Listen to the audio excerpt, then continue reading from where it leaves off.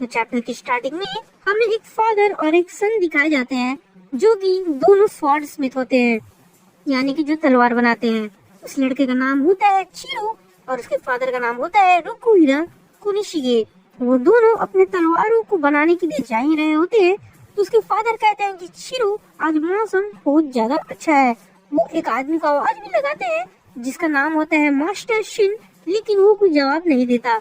उसके बाद वो दोनों अपनी तलवार बनाने के काम में लग जाते हैं। चिरो बताता है कि उसके फादर कंट्री के सबसे ज्यादा फेमस स्वॉर्ड स्मिथ हैं और वो तलवार ऐसे ही नहीं बनाते, वो स्पेशल पावर का यूज कर कर तलवारें बनाते हैं और उनका तलवार काफी ज्यादा स्पेशल होता है। उसके फादर काफी सीरियस होकर काम कर रहे होते हैं और चिरो बताता है कि ये उसके फादर का सीरियस मूड है। चिरो बताता है कि लेकिन जब उसके फादर सीरियस नहीं होते तो काफी अजीब होते हैं।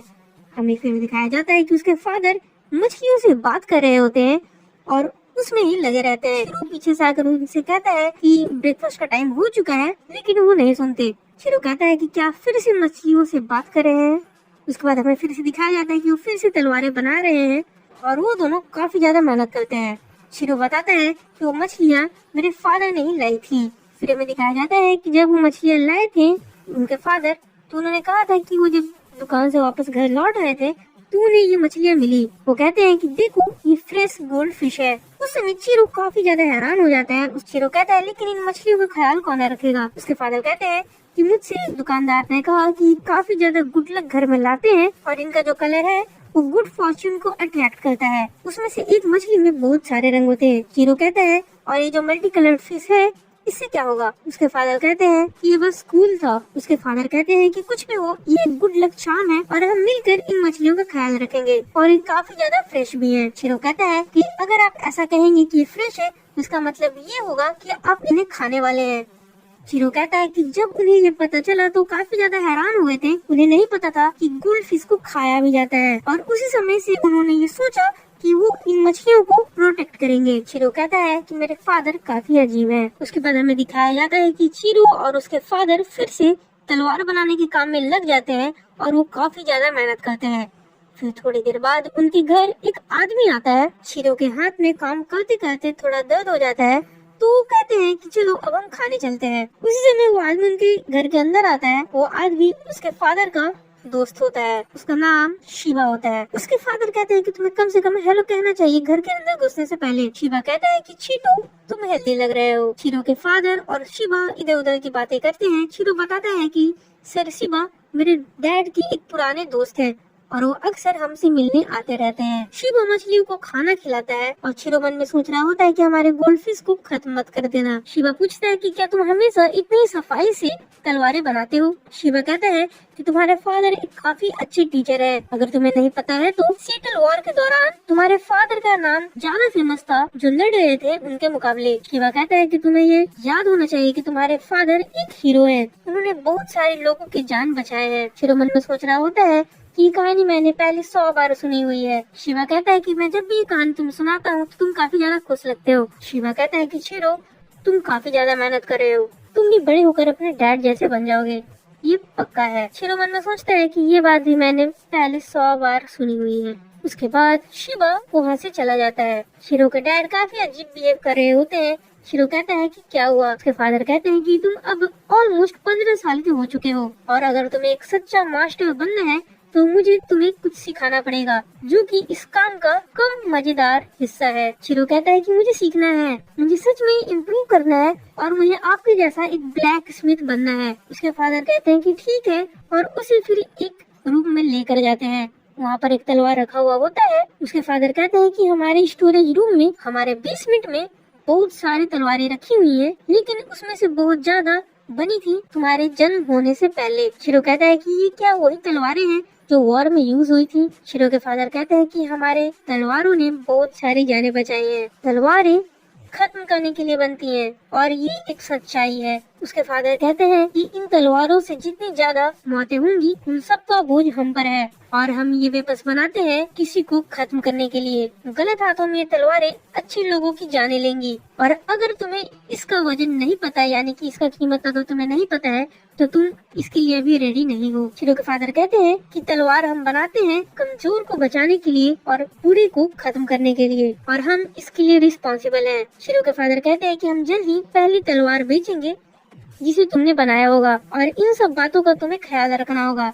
क्या तुम इसे हैंडल कर सकते हो? शीरो कहता है कि मुझे नहीं पता, लेकिन मैं ये करना चाहता हूँ। शीरो के फादर कहते हैं कि ठीक है, अगर तुम ऐसा कह रहे हो तो मुझे तुमसे बहुत ज्यादा होप है। फिर हमें 38 मंथ्स बाद दिखाया जाता है, यानी कि 3 साल 2 महीने बाद की चीजें दिखाई जाती हैं, और फिर हमें दिखाया जाता है याकुजा का ग्रुप। याकुजा गुंडे होते हैं जो जापान में काफी ज्यादा फेमस है। हमें यहाँ पर दिखाया जाता है कि वो कुछ लोगों को बंदी बनाकर रखे हुए होते हैं और उन्हें खत्म कर रहे होते हैं। उनमें से एक लाश बचा हुआ होता है जो उन्हें खत्म कर रहा होता है। वो कहता है कि तुम लास्ट हो, इसलिए मैं तुम्हें ज्यादा समय दूंगा। वहाँ पर एक और आदमी होता है, वो उनका सीनियर होता है। वो कहता है कि ठीक है, जल्दी से हमें नाम बताओ जो तुम्हारे दोस्त हैं लिबरेशन आर्मी में, यानी कि वो लोग जो याकुजा के खिलाफ बगावत कर रहे थे। जो आदमी उन सबको खत्म कर रहा होता है वो कहता है कि देखो तुम थरथरा रहे हो। वो आदमी थरथराता हुआ कहता है कि तुम्हारे कि याकुजा के आने से पहले ये शहर काफी ज्यादा शांत था, लेकिन तुम लोगों ने सब कुछ ले लिया, हमारा जमीन, पैसा और हमारी सारी चीजें जबरदस्ती। वो आदमी चिल्लाकर कहता है कि तुम कीड़े हो जिसने हमारे शहर को खाया है। वो आदमी उसे एक पंच मारता है। वो आदमी फिर से पूछता है कि चलो बताओ, क्या हमें कोई फॉलो कर रहा है? वो आदमी कहता है कि इससे क्या मतलब, क्या तुम कोई सॉर्सरर हो? एक बड़ा आदमी थरथरा सकता है, डर सरेंडर करने का कोई एक्सक्यूज नहीं है। फिर वहाँ पर एक आदमी आता है, वो कहता है कि इसे मैं संभाल लूंगा। ये काफी ज्यादा इंटरेस्टिंग है। तभी जमीन से जड़ें निकलती हैं और उस आदमी को घेर लेती हैं। वो आदमी एक सॉर्सरर होता है, यानी कि उसके पास शक्तियाँ होती हैं। पेड़ों की जड़ें उस आदमी को पूरी तरह से घेर लेती हैं और उसमें से कांटे भी होते हैं जो उस आदमी के चेहरे पर लग रहे होते हैं। वो सॉर्सरर उस आदमी से पूछता है कि चलो बताओ, क्या ये तुम्हारा पहली बार है? वो आदमी कहता है हाँ। सॉर्सरर कहता है कि मुझे पता था। वो सॉर्सरर उस सीनियर आदमी से कहता है कि अगर आप मुझे ऐसे ही पैसे देते रहेंगे तो हम अपनी आंखें बंद रखेंगे। तो सॉर्सरर सीनियर से कहता है कि ये पेड़ कुछ देरी में चला जाएगा, और फिर वो आदमी वहाँ से गायब हो जाता है। फिर हमें दिखाया जाता है कि एक ट्रेन से शिरो और शिबा आते रहते हैं। शिरो यहाँ पर थोड़ा बड़ा हो गया होता है। शिरो बैठा हुआ रहता है। शिबा पूछता है कि क्या मैं यहाँ बैठ सकता हूँ? शिबा के हाथ में एक मछली होती है। शिरो पूछता है कि क्या हम स्टेशन पर रुकने नहीं वाले? शिबा कहता है कि मुझे फर्क नहीं पड़ता, वैसे भी आज का वेदर काफी अच्छा है। शिबा कहता है कि क्या तुम्हें भूख लगी है? शिरो कहता है कि नहीं। शिबा फिर उस मछली को खा लेता है। शिबा पूछता है कि शिरो, क्या मैं तुमसे कुछ चीज पूछ सकता हूँ?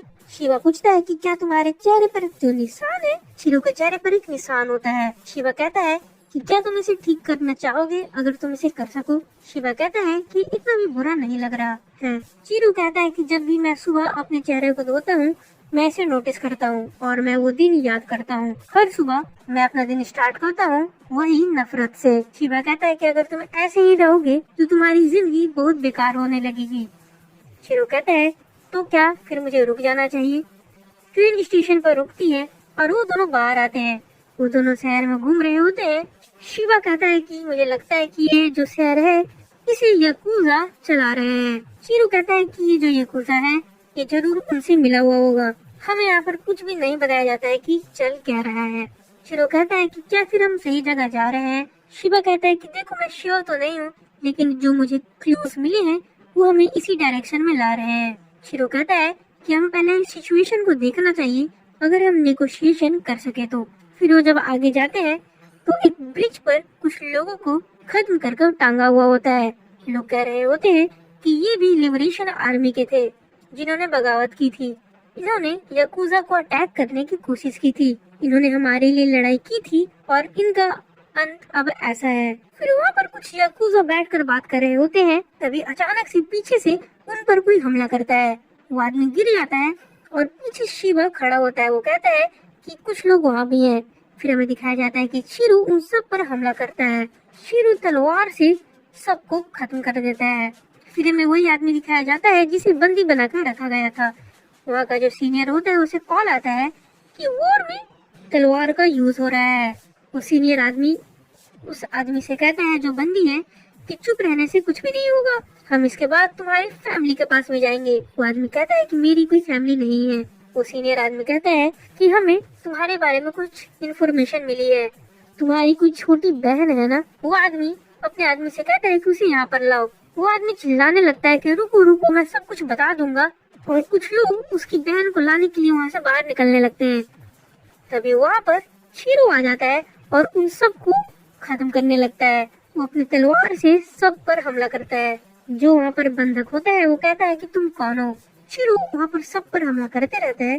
तभी शीबे उस सीनियर आदमी से कहता है कि इस लड़के की फादर का नाम था रुकुहारा कुनिशिगे, वो तुम्हें याद होंगे, और वो सबसे बड़े ब्लैक स्मिथ थे। वो सीनियर आदमी पूछता है कि तुम्हारा मतलब क्या है। शीरो वहाँ पर आता है और कहता है कि मुझे तुमसे कुछ पूछना है, तुम जैसों को मैं नहीं जीने दे सकता। और वो शीरो पर हमला करने के लिए जाने लगते हैं। शिबे कहता है कि रुकुहारा कुनिशिगे वो अपने तलवारों में सॉर्सरी का यूज करते थे। शीरो अपने तलवार को निकालता है और हमें बताया जाता है कि वो जो तलवार बनाते थे उसमें बिल्कुल यूनिक मैजिकल फोर्स होता था और उसका नाम था, शीरो कहता है, एंटेन। और उसके तलवार से एक मछली जैसी चीज निकलती है, एक गोल्डफिश जैसी चीज निकलती है, और फिर उस तलवार से वो सब पर हमला करता है। शिबे कहता है कि इस बच्चे के पास जो तलवार है वो लास्ट तलवार है जो कुनिशिगे ने बनाया था। शीरो एक ही बार में सारे लोगों को अपने तलवार से काट देता है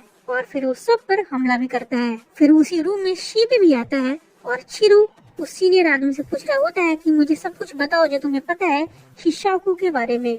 वो सीनियर आदमी कहता है कि तुम क्या बात कर रहे हो। शीरो कहता है वही है जो सभी ऑर्डर देता है, वो सॉफ्टवेयर ऑर्गेनाइजेशन का हेड है। शीरो कहता है अगर तुम ऐसे ही बात करोगे तो तुम्हारे लिए बहुत ज्यादा बुरा होगा और तुम्हारे सारे दोस्त तुम्हारे लिए हेल में इंतजार कर रहे हैं। शिबे उस बंदिक आदमी को छुड़ा देता है। वो सीनियर आदमी कहता है शाकू ये लोग ये मॉन्स्टर है, अगर तुम उन्हें खोज रहे हो तो तुम काफी ज्यादा अजीब हो। शीरो कहता है कि क्या मैं अजीब हूँ? अगर वो मॉन्स्टर हैं तो फिर मुझे कोई भी नहीं रोक सकता, मैं उन लोगों को जीने नहीं दे सकता। और शीरो वहीं पर होता है। तो थैंक यू, इस वीडियो में सिर्फ इतना ही। अगली वीडियो में मैं फिर से मिलूंगा।